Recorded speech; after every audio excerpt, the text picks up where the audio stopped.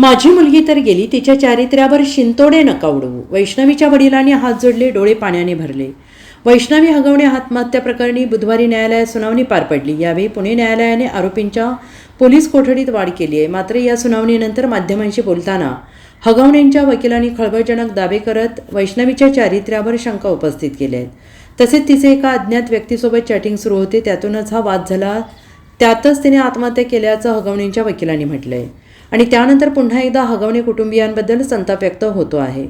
वैष्णवीचं चारित्र्यहनन करण्याचा प्रयत्न केला जात असल्याची टीका या वकील महोदयांवर होते आहे. त्यातच आता वैष्णवीच्या वडिलांनी पत्रकार परिषद घेऊन हे सर्व आरोप फेटाळून लावलेत. तसेच माझी मुलगी तर गेली, आता तिच्या चारित्र्यावर शिंतोडे उडवू नका अशी कळकळीची विनंती वैष्णवीच्या वडिलांनी हात जोडून केली. वकील असे बोलतात, ही हास्यास्पद गोष्ट आहे. 4 चापटा मारणे म्हणजे गुन्हा नाही, हे वाईट आहे.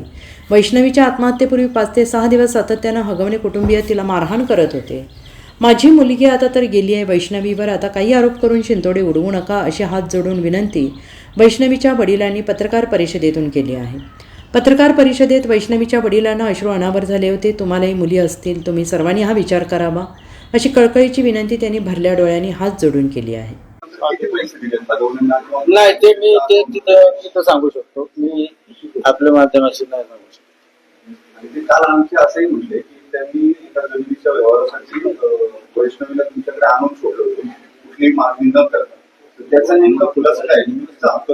आता हे बघा, हे न्यायप्रविष्ट आहे, सगळं बोलणं उचित राहणार नाही, कारण ह्याचा परिणाम दुसरा होऊ शकतो. त्यामुळे मला त्याची जास्त भाषा करायची जास्त मत एवढं सांगेल की त्याला 6 ते 7 दिवस आमच्या माहितीने सलग मारहाण, आपल्या माहितीने रिपोर्टच येत तसे 5-6 दिवस तिला मारहाण करण्यात आली. त्यावेळेस एकदा आली होती 10 तारखेला, त्यावेळेस ती तशी आईपाशी बोललेली आहे की मला मारहाण होतीये, मला छळ होतोय.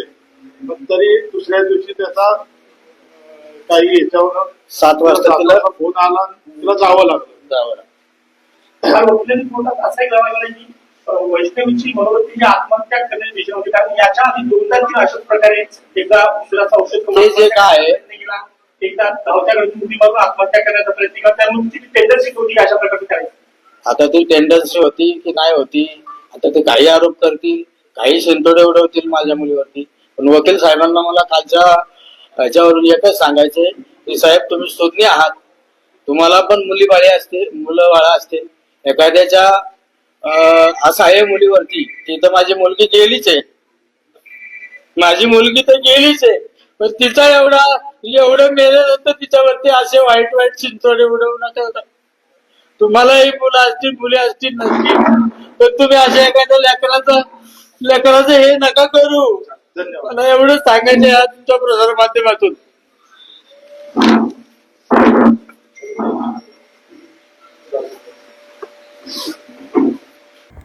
Bureau report SBN Marathi, Pune.